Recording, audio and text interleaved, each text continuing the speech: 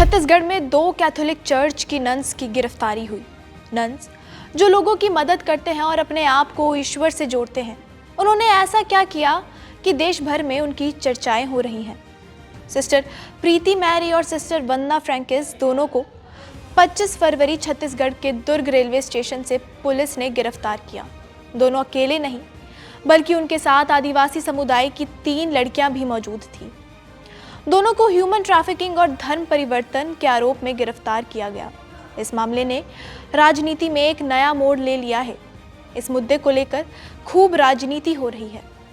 ऐसे में सवाल पैदा होता है कि क्या नन्स सही में लोगों का जबरन धर्म परिवर्तन करती थी, या फिर बजरंग दल द्वारा लगाए ये आरोप सभी एक राजनीति साजिश है।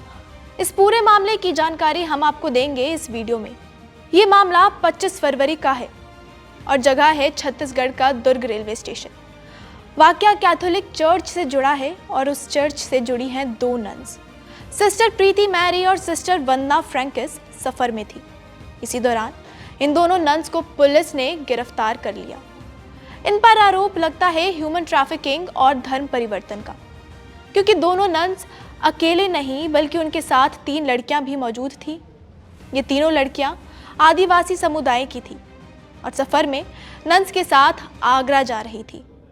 सफर अभी शुरू भी नहीं हुआ था और उन्हें पुलिस ने आके गिरफ्तार कर लिया। यह आरोप राइट विंग के बजरंग दल ने लगाया। दोनों नन्स आगरा में लड़कियों को नर्सिंग का काम सिखाने लेके जा रही थी। बजरंग दल के लगाए आरोपों के अनुसार उन्हें नन्स जबरन धर्म परिवर्तन करवाने लेकर जा रही थी। बाद में मामले की गंभीरता को देखते हुए पुलिस ने आगे जांच की तो पता लगाया कि दोनों ही नन्स केरल से हैं और 50 साल की उम्र हैं और दोनों ही काफ़ी सालों से चर्च के कामों में शामिल हैं। गिरफ्तारी के बाद तब पुलिस ने प्रारंभिक जांच शुरू की तो सामने आया कि ये तीनों लड़कियां पहले से ही ईसाई धर्म का पालन कर रही थी। ये बात उनके माता पिता ने खुद बताई है कि लड़कियों पर कोई जबरन जोर नहीं डाला गया है और वो अपनी इच्छा के अनुसार नन्स के साथ गई थी। फिर भी बजरंग दल द्वारा ये केस दर्ज होने के बाद एक स्पेशल कोर्ट रखा गया। पहला ट्रायल 29 जुलाई को था, जिसमें कोर्ट ने ननों की जमानत याचिका खारिज कर दी। क्योंकि मामला ह्यूमन ट्रैफिकिंग और सेक्शन 143 से जुड़ा हुआ था तो केस को NIA कोर्ट में सुनवाई के लिए भेज दिया गया। इस केस ने राष्ट्रीय स्तर पर राजनीतिक भूचाल खड़ा कर दिया है, जिसने ओपोजिशन की कई पार्टियों और नेताओं को नाराज भी किया था, जिसके बाद कई मंत्रियों ने कमेंट पेश किए हैं। CPM की लीडर बृंदा करात ने इस केस को असंवैधानिक और इलीगल बताया और कहा कि BJP और बजरंग दल की ये साजिश है कि वो नन्स को ऐसे धर्म के एजेंडे में फंसा सके।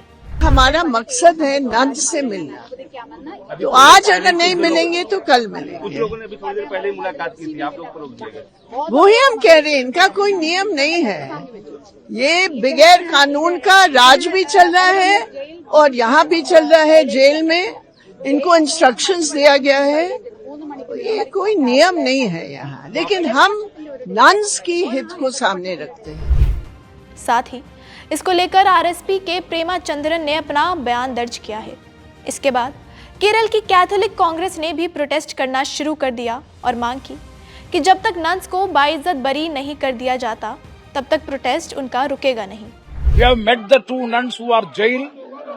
We have met the Chief Minister of Chhattisgarh, and also we have met the bishop, and all the concerned people were discussed yesterday. The delegation led by the All India Congress Committee. It is a pathetic situation prevailing in the state of Chhattisgarh because 2 innocent sisters were unnecessarily jailed. It was not by the trial and the investigation by the police of the Chhattisgarh, but it is an investigation, the trial done by the people led by the Bajrang Dal. In the railway station as well as in the police station, the mental torturing, even the physical torturing was happened to these poor 2 sisters and 3 ladies. They were accompanying the 2 sisters. And it is very, very unfortunate to say that the Chhattisgarh police has registered an FIR on 2 main offences. Number 1 is regarding the human trafficking and another one is regarding this religious conversion. मामले में एक नया मोड़ जुड़ता है जब 21 साल की कमलेश्वरी प्रधान जिसकी कथित तौर पर तस्करी की जा रही थी, ने दावा किया कि उसे बजरंग दल के कार्यकर्ताओं द्वारा झूठा बयान देने के लिए मजबूर किया गया। उसने ये भी आरोप लगाया कि पुलिस ने उसके घटनाक्रम को ठीक से रिकॉर्ड नहीं किया और गलत बताया। इसके बाद तब राजनीति में ये मुद्दा काफ़ी बड़े स्तर पर पहुंचा तो 2 अगस्त को कोर्ट ने उनकी जमानत याचिका को सुरक्षित NIA कोर्ट में भिजवाया, जहां उनकी जमानत मंजूर कर दी गई।